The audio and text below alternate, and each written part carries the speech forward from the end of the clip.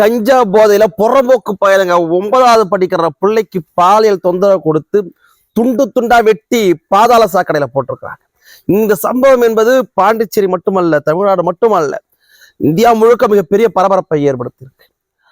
அந்த பிள்ளையோட பெற்றோர்கள் மட்டுமல்ல, இந்த சம்பவத்தை கேள்விப்பட்ட அத்தனை பேரும் போய் கதறி நின்றுட்டாங்க, போராடிக்கிட்டு இருக்கிறாங்க. இது அத்தனைக்கும் காரணம் போதைப் பொருள் தான் சொல்லப்படுது. இந்த குற்றவாளிகளை தூக்கல போடணும்னு அன்புமணி ராமதாஸ் அவர்கள் ஆவேசமா அறிக்கை வெளியிட்டு இருக்கிறார். என்ன நடந்துச்சு? பாண்டிச்சேரி முத்தியால்பேட்டை பகுதியை சேர்ந்த ஒரு 9 வயது சிறுமி அதே பகுதியில் இருக்கக்கூடிய ஒரு அரசு தொடக்கப்பள்ளியில பயணிட்டு வந்திருக்காங்க. இந்த தொடக்கப்பள்ளிக்கு பக்கத்தாலேயே அவங்க வீடு, அதனால நடந்தே போயிட்டு வர்றதா இருந்திருக்கு அந்த பிள்ளை.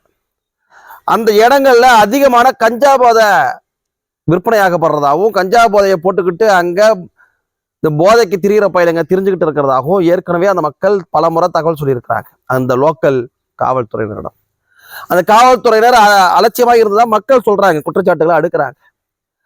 அந்த கஞ்சா போதை குடிக்கிங்க, ஒருத்தவனுக்கு விவேகானந்தன், ஒருத்தவனுக்கு 54 வயசு, கருணாசன்ற ஒருத்தனுக்கு 19 வயசு. இவங்க 2 பேருக்கு என்ன சம்பந்தம்? ஒருத்தனுக்கு 54 வயசு, ஒருத்தனுக்கு 19 வயசு. 2 நாய்களும் ஒன்னா சேர்ந்துட்டு கஞ்சா போதை அடிச்சுக்கிட்டு திரிஞ்சிட்டு இருக்கிற நாய கண்ணில் இந்த பிள்ளை சிக்கிருக்கு. அதை பாலியல் பலாத்காரம் செய்ய முயற்சி இருந்திருக்கிறானுங்க. அப்போ இவனு 2 பேருக்குள்ளார போட்டி நடந்து அது சண்டையில முடிஞ்சு அந்த பிள்ளை கத்துறதுனால அச்சப்பட்டு அந்த பிள்ளைய துடிக்கி கொண்டு இருக்கிறானுங்க, வெட்டி இருக்கிறானுங்க, துண்டு துண்டா வெட்டி பாதாள சாக்கடையில போட்டிருக்கானுங்க, படுகப்பா பயலுங்க.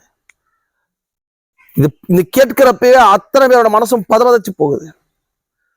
இந்த கஞ்சா போதையை போட்டு அந்த மிருகத்தனமா இருக்கக்கூடிய சுட்டு நடுரோட்டில் சுட்டு கொள்ளணும்னு அந்த மாநிலம் முழுக்க துடிச்சுட்டு நிற்கிறாங்க. முதலமைச்சர் ரங்கசாமி காவல்துறையோட தலைமை இயக்குனர் டிஜிபி அழைச்சி கடுமையான கண்டனங்களை தெரிவிச்சிருக்கிறாரு. என்னங்க நீங்க நிர்வாகம் பண்றீங்க, என்னங்க உங்களால கிழிக்கிறீங்க, எங்க அந்த ஒட்டுமொத்தமா அந்த காவல் நிலையத்தில் இருக்கக்கூடிய அத்தனை பேர் மேலேயும் நடவடிக்கை எடுக்கணும்னு வலியுறுத்தி இருக்கிறாரு. உடனடியாக அந்த பெற்றோர்களை சந்திச்சு பேசியிருக்கிறாரு, அந்த பெண்ணுடைய பெற்றோர்களை சந்திச்சு பேசியிருக்கிறாரு. இப்படியான சம்பவங்கள் போதையானத்தான் நடந்துட்டு இருக்கு தமிழ்நாட்டிலையும். அதை தாண்டி பாண்டிச்சேரியை தாண்டி தமிழ்நாட்டுல எங்க பார்த்தாலும் கஞ்சா போதை கிடைக்குதுன்னு சொல்றாங்க. இப்ப பாருங்க, 2000 கோடிக்கு 2000 கோடி ரூபாய் போதைப் பொருள் வித்துதான் ஒரு ஆளுங்கட்சியோடைய பிரமுகரை ஒருத்தவனை கைது செய்ய அலைஞ்சிட்டு இருக்கு போலீஸ். எப்படி எந்த இடத்துல நம்ம வாழ்ந்துட்டு இருக்கோம், எப்படி இந்த இடத்துல நம்ம பிள்ளைகளை வளர்க்க போறோம் என்ற அச்சம் இருந்திருக்கா இல்லையா? இந்த பாழா போன போதையை ஒழிக்கிறது என்ன வந்துச்சு உங்களுக்கு? என்ன கோடி கோடியா கொட்டி தரணும்னு அதுல என்ன புத்து குளிக்க போறீங்களா? அதுல இதையெல்லாம் ஒழிக்கணும்னு தான் அன்புமணி ராமதாஸ் அவர்கள் அன்னைக்குல இருந்து போராடிட்டு இருக்கிறாரு. 2004 இருந்து 2009 வரைக்கும் அவர் அதிகமாக கவனம் செலுத்தினதே இந்த போதைப் பொருளை ஒழிக்கணும்னு தான். அரை நூற்றாண்டு காலமா மருத்துவர் ஐயா அவர்கள் போராடிட்டு இருக்கிறாரு மதுக்கடையில ஒழிக்கணும்னு. இந்த போதையால என்ன ஆச்சு பாருங்க, எப்படி மனுஷன் மிருகமா மாறுறான்னு பாருங்க. மனுஷன் மிருகமா மாத்திர இந்த மது, இந்த போதையால இன்னைக்கு ஒரு பச்சை புள்ள அந்த பிள்ளைக்கு என்ன தெரியும்? பச்சை பிள்ளைய இப்படி படுபாய் பயிலுங்க வெட்டி துண்டு துண்டா போட்டிருக்கானுங்க.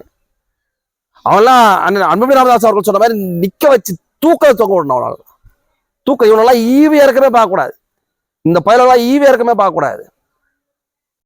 எவ்வளவு பெரிய அராஜகத்தோட உச்சம் இது, எவ்வளவு பெரிய அராஜகத்தோட உச்சம் இது.